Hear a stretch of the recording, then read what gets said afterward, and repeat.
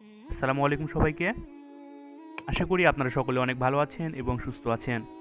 আমরা গত ভিডিও টিউটোরিয়ালে কিছু থিওরিটিক্যাল পার্ট দেখেছিলাম এবং সেখানে চলে এসেছি। আজকে আমরা সরাসরি প্র্যাকটিক্যাল করব। তো আমরা কি জানি, আমরা অ্যারে কীভাবে ইনিশিয়ালাইজ করতে হয় সেটা প্রথমত আমরা শিখে নেব। আমরা গত ভিডিও টিউটোরিয়ালে দেখেছিলাম আমরা অ্যারেকে এভাবে ইনিশিয়ালাইজ করতে পারবো। প্রথম অবস্থায় আমাদেরকে ডিক্লেয়ার করতে হবে আমাদের এইভাবে, দেন আমাদের কি করতে হবে, আমাদেরকে প্রিন্ট করতে হবে। তো আমাদের প্রিন্ট করার জন্য এখানে আমরা করে রেখেছি, সেজন্য আমি এখান থেকে জাস্ট কপি করে নিয়ে যাব। তো আমরা সরাসরি কোড ব্লকসে চলে যাই। আপনাদের বোঝার সুবিধার্থে আমি সরাসরি কোড ব্লকসে চলে আসলাম এবং ইন্টেজার কি করব, আমরা অ্যারে, আমরা এখানে অ্যারে প্রথম সাইজে আমরা রাখলাম হচ্ছে 3 এবং পরের যে আমরা বক্স বলছি না, সেই বক্সে আমরা কত রাখবো, অর্থাৎ প্রথমটা হচ্ছে আমাদের রো, পরেরটা হচ্ছে আমাদের কলাম। তাহলে কলাম আমরা কত দেবো, 4 দিলাম। তাহলে আমরা যদি এখন রো এবং কলাম যদি গুণ করি তাহলে কত আসে বলেন তো, 3 × 4 = 3 × 4 = 12। আমরা এই 12টা ভেরিয়েবল নিয়ে আমরা কাজ করতে পারবো, অর্থাৎ 12টা ভ্যালু আমরা পাস করতে পারবো বা 12টা এলিমেন্ট আমরা রাখতে পারবো। তাহলে এটা হয়ে গেল আমাদের 2D ডাইমেনশনাল অ্যারে ডিক্লেয়ার করে ফেলেছি আমরা। কিন্তু এখন আমাদেরকে ভ্যালু পাসিং করতে হবে, অর্থাৎ এটা হচ্ছে 0তম প্রথম হবে এবং এটা হবে হচ্ছে 1। তারপরে আবার ঘুরবে, প্রথম অবস্থায় হবে আবার 0, তারপর হবে 2 নাম্বার কলাম, তারপর আবার ঘুরবে 0 number rho, 3 number column, 0 number rho, 4 number column. ঠিক আমাদের এই স্লাইডে লক্ষ্য করুন, 0 নাম্বার রো, এটা হচ্ছে 0 নাম্বার আমাদের রো, আর এটা হচ্ছে আমাদের 0 নাম্বার কলামে। এখন আমি ভ্যালু পাস করবো কত, 2 দিচ্ছি। তারপর হচ্ছে আমাদের 0 নাম্বার রো, 1 নাম্বার কলামে কত আমি দিচ্ছি, 3 দিচ্ছি। তারপর হচ্ছে 0 নাম্বার রো, 2 নাম্বার কলামে কত দিলাম, 4 দিলাম। 0 নাম্বার রো, 3 নাম্বার কলামে আমি কত দিয়েছি, 5 দিয়েছি। আমাদেরকে এভাবে কাজগুলো করতে হবে। সেজন্য আমার যেহেতু স্লাইডে করাই আছে, সেক্ষেত্রে সময় বাঁচানোর জন্য আমি এখান থেকে Ctrl+C দিয়ে কপি করে নিলাম এবং এইখানে এসে আমি Ctrl+V দিয়ে পেস্ট করে দিলাম। এটা হয়ে গেল। তাহলে আমাদের কত, এটা হয়ে গেল আমাদের হচ্ছে 0 নাম্বার রো। 0 নাম্বার রো নিয়ে এটা আমাদের কাজ করা শেষ। প্রথম রোটাকে আমরা ইনিশিয়ালাইজ করে ফেলেছি।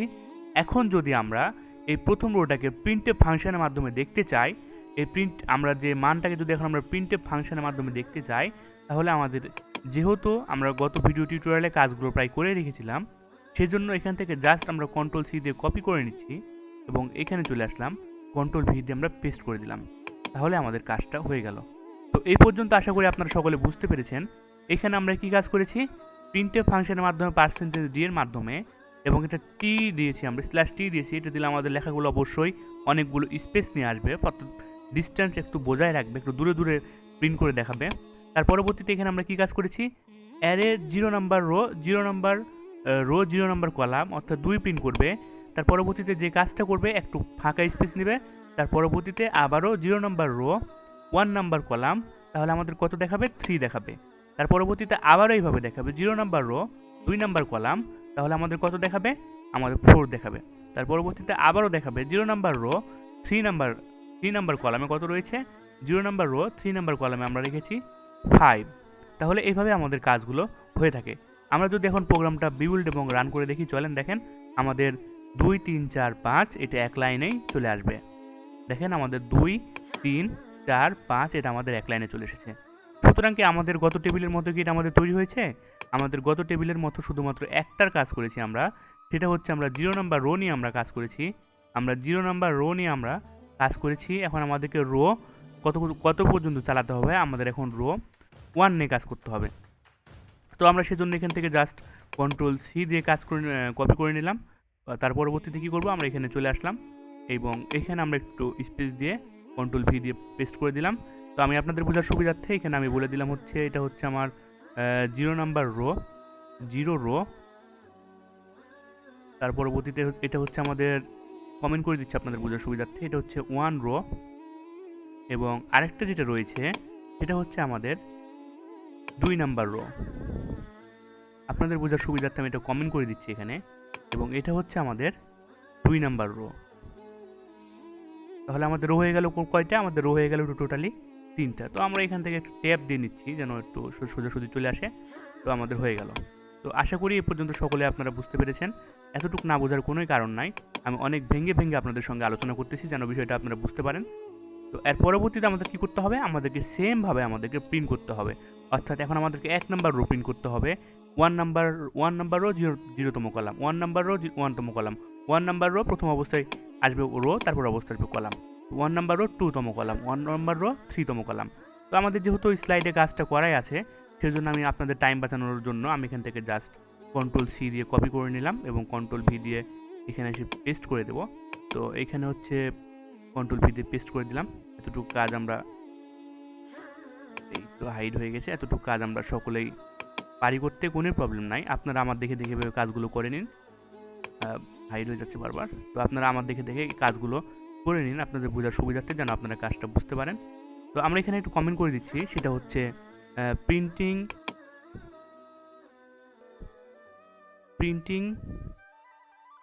0 রো। পরে এখানে আমরা কমেন্ট করে দিচ্ছি বোঝার সুবিধার্থে, প্রিন্টিং 1 রো 0 নাম্বার রো, তারপরে প্রিন্টিং 1 নাম্বার রো। এই কাজগুলো আমরা করে নিলাম। এখন আমাদেরকে যে কাজটা করতে হবে, এখন আমাদেরকে 2 নাম্বার রো নিয়ে আমাদের প্রিন্ট করতে হবে। সেটার জন্য আমরা সরাসরি আমাদের স্টাইলে চলে গেলাম। আপনারা আমার দেখে দেখে কাজটা করে নিন।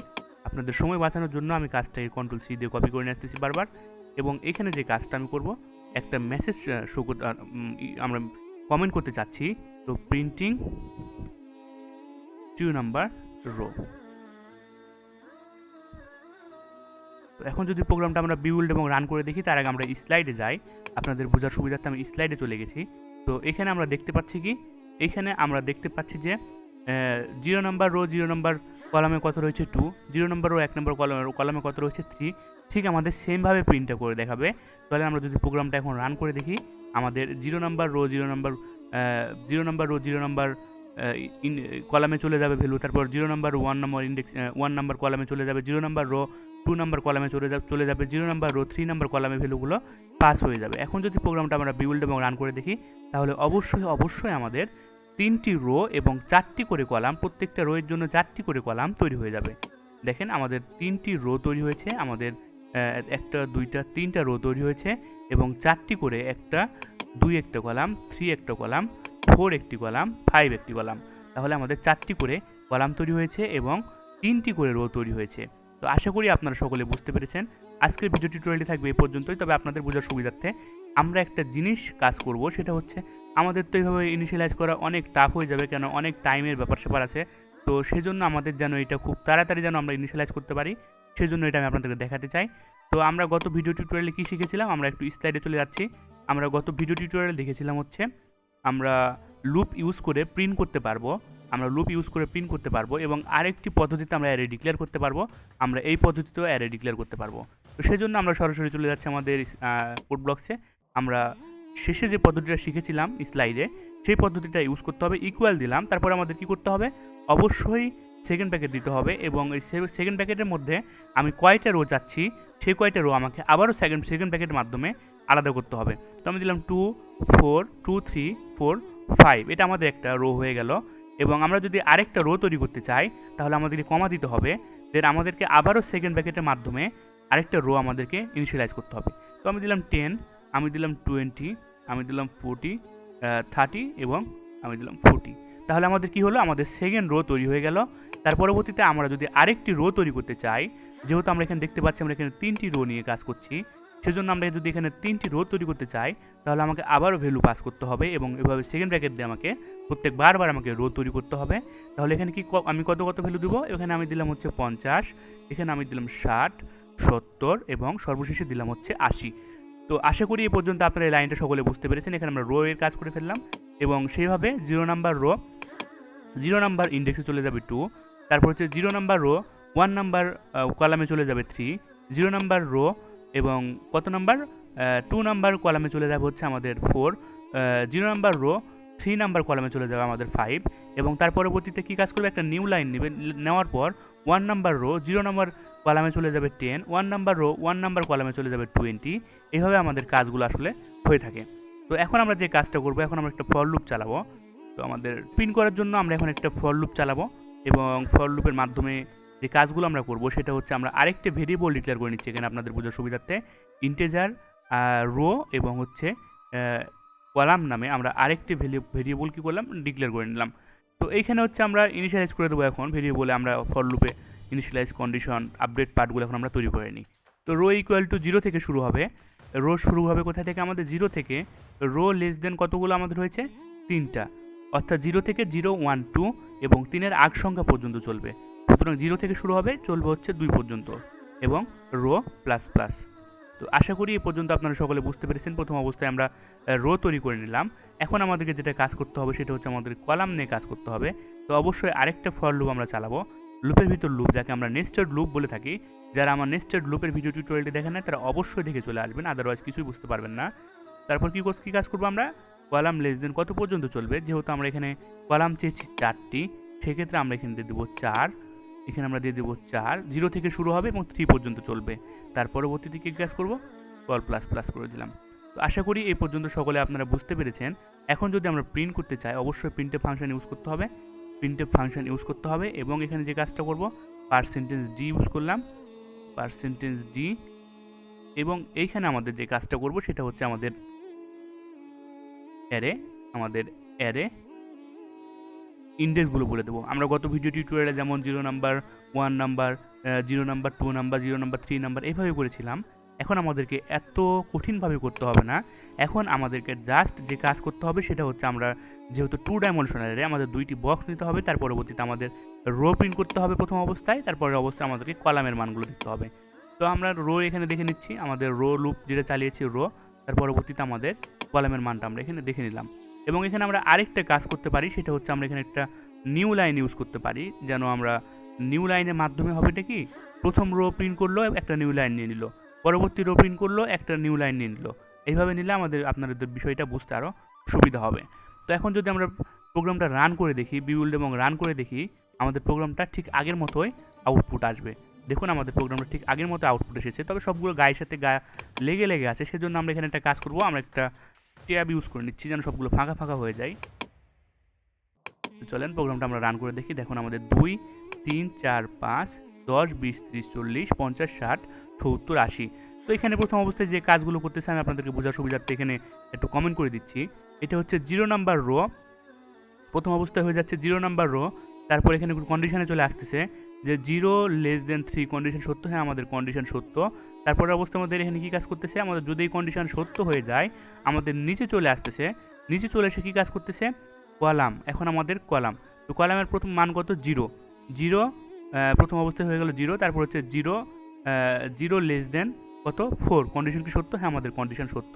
তাহলে যেহেতু আমাদের কন্ডিশনটা সত্য, সেক্ষেত্রে আমাদের প্রথম 0তম রো, প্রথম 0তম রো, প্রথম 0তম ইন্ডেক্স যেটা আমাদের রয়েছে, প্রথম 0তম ইন্ডেক্স বসে যাবে আমাদের এইখানে রোয়ে বসে যাবে, এবং প্রথম কলাম যেটা রয়েছে 0 সেটা আমাদের কলামে বসে যাবে। তাহলে 0তম রো 0তম কলামে কত প্রিন্ট করবে, আমাদের 2 প্রিন্ট করবে।